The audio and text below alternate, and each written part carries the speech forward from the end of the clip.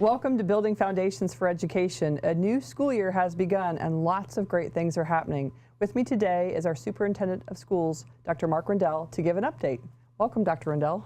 Hello, Cynthia. Thank you for having me. Thanks for being on. And there's so many exciting things that have been happening. It's hard to believe. We're at week 7, right? We're finishing up 7 weeks of school, so we're already almost to the end of our first quarter. It's been a great start to the school year so far, 6 or 7 great weeks.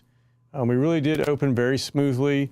Everything's been going very, very well at the schools. We did have one school that was out of power for about an hour earlier this week, but that's it. You know, we've had no real other issues with operations or anything like that. And when you go visit the schools, you see teachers teaching and kids learning, and everything's going very well. That's awesome. And no hurricanes. No hurricanes yet.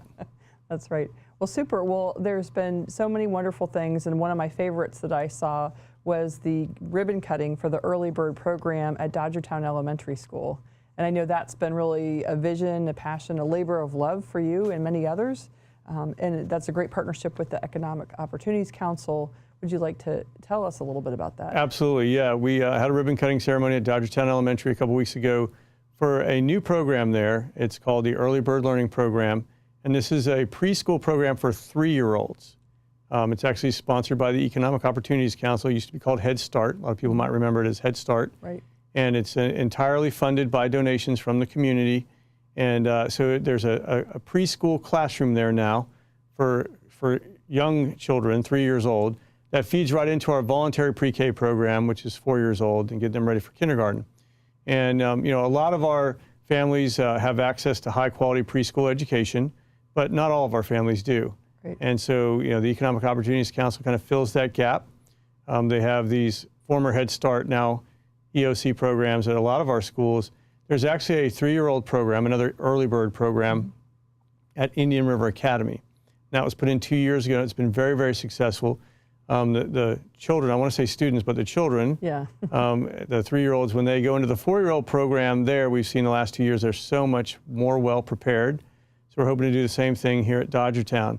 This is something that we had looked at a couple years ago trying to put in place at Dodgertown, just couldn't get the funding for. Right. But the Economic Opportunities Council, this is what they do.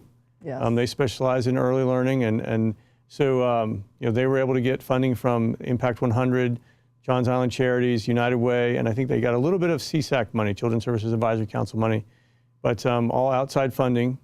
And so there's this classroom on the Dodgertown campus for 3-year-olds. So theoretically, those kids can go there as 3-year-olds and stay there until they graduate from 5th grade. So, you know, Mrs. Justice called it a cocoon of caring. Oh, I love that. Yeah, cocoon so of caring. That's awesome. It's but you know, really, there's a lot of our young people that need that Head Start, so to speak, and this provides that right there on the Dodgertown campus, so the families can be familiar with the campus. Principal Burnett was very excited to have the program there. Yes. So, you know, just think a little 3-year-old can go there, and then, you know, several years later can graduate, so to speak, from 5th grade from Dodgertown. Yeah.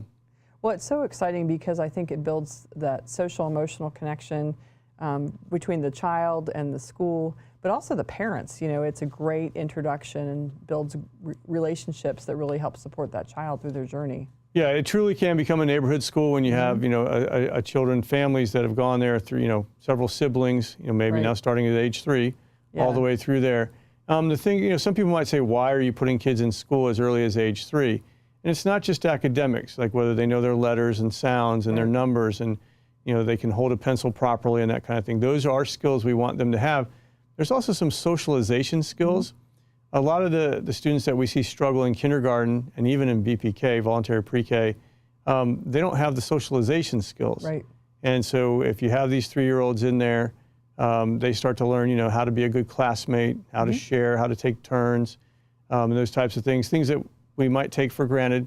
But, you know, there's a lot to being a class member, a responsible member of the class, a responsible citizen that, you know, we need to teach even at an early age. Absolutely. Well, I can tell you my son started in the district at 3, and I thought it was fabulous. So it's really exciting to see that at Dodgertown and Indian River Academy, and hopefully with the community watching and seeing the great work, we'll have another one maybe next year. Yeah, they're very successful programs. Not every, you know, campus needs an early bird program, you know, but several do, and so we're very excited that we have this at Dodgertown. And I think I'm excited on behalf of the Education Foundation, the community, because of our Step Into kindergarten program that we've put on with the school district the past 4 years. This will be our 5th year coming up, and just the success, certainly academically, but I think we've seen that social emotional component is the biggest payout or dividend to the community. Exactly what the kindergarten teachers say. Yeah. The students that have participated in the Step Into K program come to their classroom more well prepared. And again, it's not just academics. They Right. come in, they know how to be a little citizen in the classroom, and they know how to share. They have good manners. They know what an inside voice is versus an outside voice and that kind of thing. And there's a lot that we have to have go right in those early classrooms, in those young classrooms, for everything to be successful. Well, and our teachers tell us if we can send them children prepared in that manner, even if they are a little bit behind, they're able to help them catch up much more quickly. Exactly, you're right. The kindergarten teachers say that. We'll be able to teach them the academics, the skills that they need, the knowledge they need. It's a lot easier if they've already got the social skills down. And I know when I speak in the community, I joke that those are skills adults can learn to play well, follow directions. So play well with others, don't run with scissors. Right. There's all kinds of rules that we should be following as adults. Exactly, exactly. So there's been so many wonderful things happening and so many things the school district has been involved in. One of those was United Way Day of Caring just a couple weeks ago. I think there were 1,300 volunteers across the county, and I know the school district was very well represented in that effort. Yeah, this is our 2nd year as a big participant in United Way's Day of Caring. All 13 of our traditional elementary schools and 1 charter school had projects on their campus during the day. So maybe a beautification, project on the campus, putting down mulch or painting or some other beautification. But then the middle school and high schools sent teams of students to the United Way kickoff breakfast, which was at First Presbyterian Church. And then after the breakfast, they stayed there and created the homeless care kits. Again, we put together about 1,000 kits for those that are less fortunate in our community, and those kits were then turned over to law enforcement, and so they distribute those kits when they encounter a homeless person or person in need in our community. And the homeless care kit is a Ziploc bag filled with all those kind of essentials, toothpaste, toothbrush, sunscreen, soap, shampoo, a razor, actually a granola bar and some other items in there. That's awesome. A lot of the materials were donated. Publix actually donated the Ziploc bags, that kind of thing. So, our law enforcement officers have these kits in their squad cars, and they can give them out to those less fortunate in our community. So it was a really, really good way for our students to give back to their community. Obviously, the middle school and high school students, putting those kits together, they're going to impact someone in our community. Yes. But those elementary school students actually got to participate in a beautification or some kind of project on their own campus. Right. And so every school and every day when they go to school, they can see the fruits of their labor, so to speak, and know that that's a good, responsible thing to do, is to give back to your community. Oh, absolutely. And I just want to give a shout out to Publix, because we just had a truckload of school supplies, and we want our viewers to know when they're asked to donate to Tools to Learn through Publix that those dollars really funnel right back here in Indian River County, and it was phenomenal. You're right. That's something, if you're going through the checkout line at Publix and it's during the period where they say, do you want to donate, $1 for scholars or $1 for the supplies, we do get those supplies. They come right here to the district, and we distribute them to all the schools. And so, Publix is a fantastic community partner, and we're thankful for that. Absolutely. So even more exciting things in terms of giving back, as the Casual for Cause, which you started when you began here several years, continues. It's a wonderful tradition. And United Way was a beneficiary in conjunction with United Way Day of Caring. Yeah, so for people who don't know, each month we highlight a different organization or cause in our community, and we teach our students and staff about that organization, what it does, and then we also get to dress casually for a small fee one day during the month, and all of the funds that are raised through this casual dress day go to that organization. So Casual for a Cause. The United Way was our organization that we highlighted in the month of August, and we raised over $5,000. Wow, that's awesome. Yeah, and that's all from donations from students and staff at the schools to dress more casually. And I think that's one of the highest totals we've had since we started the program 3 years ago. And we really try to highlight those organizations that do so much for our community, our students and their families, and United Way absolutely does that. Yes. Actually, we're about to enter the month of October. In the month of October, it's the American Cancer Society. And then in November, it's always the Veterans Council of Indian River County, and then different organizations throughout the year. Yeah, that's awesome. Well, that's a lot of pennies and quarters that are collected by students to support that. That's amazing. Yeah, it is one of those things, again, where we're trying to teach these young people that, they can give back to their community in so many different ways. Just $1 or $2 here, when it adds up, it can be pretty impactful. And along that same theme, and I'm hoping this visual comes up as we're talking about, is our new refreshed License for Learning tag, which I'm really excited that every time someone buys a License for Learning tag in Indian River County, which was the old Apple tag, now a wonderful beach scene of students reading, $20 goes directly to the Education Foundation in the form of, we disperse for grants, sneakers, vision, all those things. But I'm hoping I have your commitment as well as others to consider getting that new tag. Yeah, I've been waiting for the new tag. I've seen the graphic. It's awesome. Yeah. It's a lot better than the old Apple and pencil. Yes. And so anybody that has one of those Apple and pencil license plates, they now can upgrade to the new plate. And that money does go right back into public education. So we need your support for that. I think it's a fantastic new design. Absolutely. And it's just like you said, it's a little thing that adds up to being a lot for our school system. It goes live the middle of October. So hopefully by the time people hear this, they can find the link on our website, on the school districts as well, I think in the connection. Correct. The connection. And maybe we should talk just briefly about the connection, because that's an awesome way for people to stay informed. Yeah, there's a lot of information on our website. There's a lot of great stuff going on in our schools. Every Friday afternoon, our public information officer, Kristen Maddox, issues an electronic newsletter called The Connection. And there's a link to it right on the front page of our website, about halfway down in the middle of the page. Yep. It says The Connection, and you can click there and you can look at the most current edition of the electronic newsletter and see previous editions. And in those electronic newsletters, there are links to videos and photo galleries of the different events and different things that have been going on in our schools. It's a really, really great tool, and you can actually sign up to have it sent to you. So you don't have to go to the website all the time. You can get on a mail serve list, and every Friday afternoon you'll get this in your mailbox, and you can learn about all the great things that are going on in our schools. And what I love is, I think our teachers in our schools are so awesome about keeping us up to date on Twitter. And sometimes Twitter moves so quickly, so the connection is a great way. If you missed a picture or a video, that's all right there. It's a great recap of the week. Yeah, Kristen does a great job of kind of pulling in the whole week on that Friday and recapping some of the highlights of the week. And you're right. If you are a social media person, and especially on Twitter, a lot of our schools post a lot of information on Twitter about events that are happening at their schools and student success stories and that kind of thing. And Kristen captures a lot of those in the connection. But if you're on social media, make sure you follow the school district. We have a Facebook page. We have a couple of different Twitter pages, and almost all of our schools have a Twitter page, if not a Twitter account, and if not a Facebook page. So yeah, we're trying to stay up with the 21st century technology and communicate, and lots of good information in the connection. Absolutely.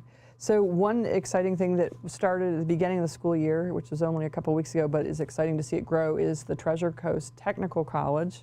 And that's something different that maybe our community isn't aware of how important that is, and the word college might be something they might not completely understand. Yeah, so that was something a little different about our school district. We're not just a K through 12, kindergarten through 12th grade school district. We actually have an adult education component, and it used to be called the Technical Center for Career and Adult Education, and it had 2 campuses, and we consolidated them into one campus up just north of Gifford Middle School. It's on the north end of Gifford Middle School, and it's now the Treasure Coast Technical College. We did have a ribbon cutting there a month or so ago. And so Treasure Coast Technical College is a post-secondary, so to speak, learning institution. So adults can take courses there, fee-based. But we also have some courses that our high school seniors can take kind of as a dual enrollment. They go to high school for part of the day, and they go to the technical college for part of the day. The biggest news is that when we had the ribbon cutting, we opened a new building there, an industrial trades building. And it has construction trades courses in it. So carpentry, plumbing, electrical, general construction trades, and a welding laboratory. It's the only welding laboratory in our area, has 11 welding bays. And so adults can pay a fee and go through a course. It's a year. The course is a year long, and they can get their welding certification. We actually have some high school seniors from both Vero Beach High School and Sebastian River High School that are participating in the program as well. So they go to their high school for part of the day, just a couple hours in the morning, and then they head over to the technical college for the rest of their day. When they graduate at the end of the year, they'll graduate as seniors, high school seniors, they'll graduate, but they'll also be certified as welders and be able to go get a job that pays on average about $50,000 to $60,000 a year. That's amazing. Yeah, and it's actually a pipeline to further education. If they want to go into IRSC, go on to IRSC. They can then pursue their Associate in Sciences degree, their AS degree at IRSC, and the courses that they take at our college will translate to IRSC. So it certainly is a feeder program. Actually, there's a partner program already in place there.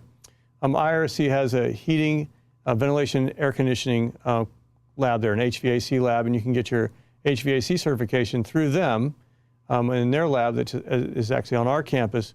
In the future, we're going to have our students, similar situation, will take some classes through us, get their initial certification in HVAC, and then transfer it to IRSC for their 2-year degree.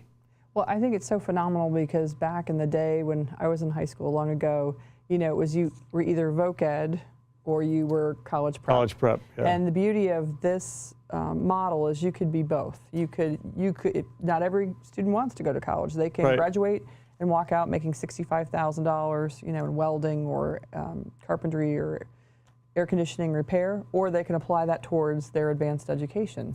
Yeah, and so we have at both of our comprehensive high schools at Vero and Sebastian River High, we have a lot of career and technical courses that used to be called vocational. Right. We have automotive technology at both of those, culinary, and a lot of medical skills classes.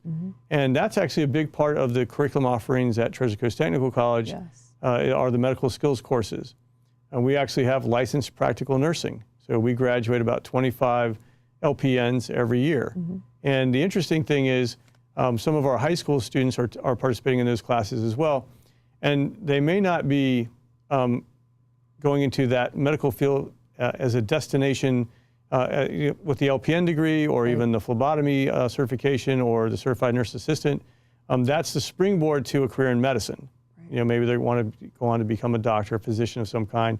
They can take these courses when they're in high school and have that basic medical knowledge when they go off to college. Well, I know several of the instructors have told me that parents have thanked the district because their children have said, I want to be in medicine or I want to be a nurse, and they participate in those academies and find out maybe that's not what they thought it was. Yeah, so well, that's the thing. a great experience. You're right. As part of that certified nurse's assistant program, they have to draw blood and do those things. Not at school. They go out to the hospital and the nursing homes to do that, but they're trained and taught how to do that. And so after being in those environments for a little while, they might decide maybe a career in medicine is not for them. But for those that are thinking about it and they get into it and they love it, then they know that they've made the right choice. Yeah, but that's part of learning, is exploring and trying new things. So that's awesome. So part of exploring and trying new things is one of the things the Education Foundation does in partnership with the school district with our high impact grants, which are formerly called Great Ideas grants. And we will be awarding 7 school teacher grants in the month of October at the October 23rd school board meeting, totaling over $34,000. And I think we will kind of hold the surprise. We won't rattle them all off right now. But I'd love for you to talk just a little bit about how that's important, because sometimes schools don't always have access to funds, and that's why this is a great opportunity. Yeah, so almost $40,000 that the Education Foundation is putting in our schools for them to try innovative practices. A lot of times a principal will learn about, or teachers will learn about a new and innovative practice or something they want to try over the summer. When they come back to the school year and they want to implement it that school year, well, we've already set our budget for the year, and schools and principals have already set their budgets for the year, and they've probably identified all the things they're going to spend money on. They say, oh, wait, I have this great idea, or I learned about this program, and I'd like to implement it, and oh man, now I'm going to have to wait a whole nother year. But instead, because there's organizations like the Education Foundation and some others that have access to some funds, these schools can now do some things that they want to try out, so to speak, or are on the cutting edge, or something different that they want to try out. And so a lot of times this gives us the opportunity to try it, maybe at a small scale. People usually call them pilots. Those kind of things. We might try something at one school. I know this year we're implementing several things at more schools that we piloted or tried last year. For example, a lot of schools tried flexible seating last year, and now more schools are doing that. More classrooms are doing that. The virtual reality goggles that you guys provided for some of our schools last year. Now more of our schools are doing that. So it's a great way for the community to support innovation and new ideas and trying something different in the classroom. And I think what's exciting about that is it really elevates the practice of teaching, and really elevates our teachers as professionals. They are professionals, but it kind of puts a wonderful spotlight. So, at Glendale, Tess, who was our Teacher of the Year, she was really, I think what was so impressive to our panel was the way that she prepared the lesson leading up to using those virtual goggles. So there's always the plan, and then the technology supports it, and sometimes people kind of flip that model. But I think that just being able to have others come in and see her great teaching inspires the continuation of those lessons and just makes it stronger. That's the thing. You got to give the Education Foundation credit. You guys have a bit of a process, yes, and a selection process that everybody has to go through. And I think last year you talked about the fact that you saw the passion and the commitment, yes, to a lot of these ideas that kind of made the decision. Was the deciding factor on whether you were going to fund application A or application B, right, was the preparation that went into the planning, the commitment, how they could tie it to actual learning gains and stuff like that. And right, it's not just, oh, I saw something on TV, I want to try it. They've researched these different ideas and projects, and they really have their application ready to go when they come. No, you're right. I think it's one thing that's unique to our district. We kind of borrow the Community Foundation's letter of idea template because we know our teachers and principals are busy. We're not looking for them to become great grant writers. We want them to be able to give us succinctly their idea. And then through that process, we had 16. We picked out 7 to come present. And, you really get a sense of passion when the principal comes with the teacher. Vero Beach Elementary will have hydroponic vertical gardens called kindergartners. Right. They're going to be implementing. And they brought their whole team. So when you see an entire kindergarten team show up with their principal telling you passionately how this is going to make a difference, it's really pretty inspiring. Yeah, there's a lot of buy-in. You can tell the whole team's involved. They're all behind it. Yeah. It's like a Shark Tank experience, though, Yes. that you guys put them through. So But we're much nicer, I think, than the Shark Tank people are. But you ask a lot of questions. We do ask a lot of questions. And I think at the end, everyone feels really proud to have been part of the process. And we hope by sharing those proposals on our website, that ignites some other ideas for folks to apply for next year. And if they buy a license tag, we'll have another round of funding. That'll provide you more funding to fund these great ideas. Yes, absolutely. So we've covered a lot of great information from the early bird program of the ribbon cutting, the United Way Day of Caring, Casual for a Cause. I didn't mention textbook adoption, but That's not very quite as exciting. Yeah.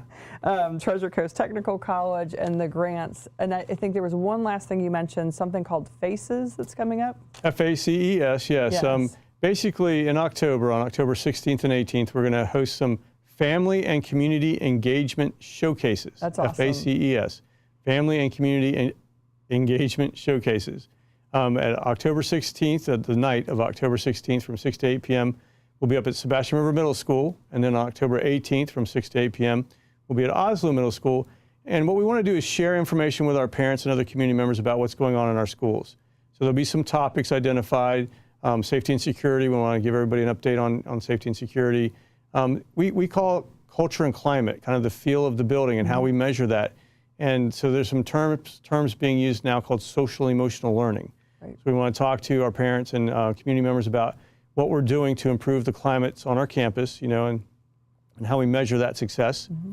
And then, progress monitoring. How do we know if we're doing well with our students? Are they learning the material they're supposed to learn? So we'll have a session about, the tools that we use to measure learning in our classrooms. And then also at those nights, at those locations, will be a lot of our community partners. So for example, Boys and Girls Club, GYAC, Big Brothers Big Sisters, Education Foundation, other agencies will be invited to come, and so they can share information with our parents. And so what we're going to do is have these information sessions where we're telling people about all the different things that are going on in our schools, and we'll do that in the fall, October 16th and 18th, but then we'll do it again in the spring with a different curricular or different program focus. That's great. So the idea is these family and community engagement sessions. Yes. We want everybody to come out and learn about all the different things that are going on in our school district. And then, that night we'll also have an area for them, a way for them to submit questions or potential topic ideas for the FACES sessions that we do in the spring. Yeah, that's awesome. That's great. Great. So a lot of times we, organizations have like a town hall meeting And that's usually where you have specific questions and you go and ask and you get specific answers. And these are not going to be quite like a town hall. Instead, we're going to have information that we want to share, right, in different sessions that you can go to and learn information. And then at the end, there'll be question and answer sessions and stuff like that. But this is really going to be a way for us to share a lot of the stuff that's going on in the schools for the parents, so they can get questions answered that they might have about these different programs. Absolutely. And social emotional learning is such a hot topic in education in so many realms that, to someone who's not familiar with it, it sounds sort of like the soup du jour, whereas actually there is a very important academic component to it. Yeah, well, briefly, one of the aspects of social emotional learning is what is the skill set the student has to deal with different challenges. Yes. In their daily lives, not just at school, but in their daily lives. Yes. And we have a lot of children that don't necessarily have a lot of those skill sets when they come to us. Right. So we might have to teach them some of those social skills and some of those emotional supports and how to deal with situations and conflict and stuff like that. And what are we doing to eliminate the opportunity for some of those conflicts and that type of thing during the school day. And what I love about hearing from the teachers who've implemented this through different form, conscious discipline, CHAMPS, different things, is they've said the parents will say, the child will say, well, that was good, but how could you have done that better? So right. I just think that's so awesome, because the children are changing our future. We're teaching them, and they're really changing. That's exactly the type of stuff we talk about that night in the session on culture and climate. Is going to be things like a conscious discipline. Parents may have heard that term. Well, what is that? Or CHAMPS, or PBIS, Positive Behavior Intervention Support. All these acronyms that we always use. That's what we're going to explain that night. So if people have questions about that, they come to that night, and hopefully they'll get their questions answered. So we hope people will come out on October 16th and 18th, right? Are the dates? Yeah, October 16th from 6 to 8 p.m. at Sebastian River Middle, and October 18th it'll be at Oslo Middle from 6 to 8. And that's K through 12, right? K through 12, yes. Yeah. The target audience is all of our family groups, different levels. And then we'll do it again in the spring at different locations. Right. But again, one in the north and one in the south. And there'll be a different focus. We'll talk about different programs. We really think it's a good way to share information, kind of like open house for the district. Yeah, with the topic. With some topics. Yeah, awesome. Well, we've covered so many great topics and lots of things. Is there any last things you want to cover before we wrap up? Right now we're in the midst of finishing up the 7th and 8th week of the quarter. Everything's been going very well, but if you're a parent and you don't know how well your children are doing in school, reach out to your teachers. If you don't know how to log into Focus, you can learn how to log into Focus. That's our computer information system, and it has all of your students' grades in it. You can monitor their grades on a daily basis. You can communicate with their teachers and that kind of thing. So we have these tools available, and we just need to make sure people know about them. Absolutely. Well, great to visit with you. Thank you for your leadership and your hard work, and we'll look forward to having you on soon. Cynthia, thank you again for having me. Thank you. Thanks for being with us. We hope you tune in again soon.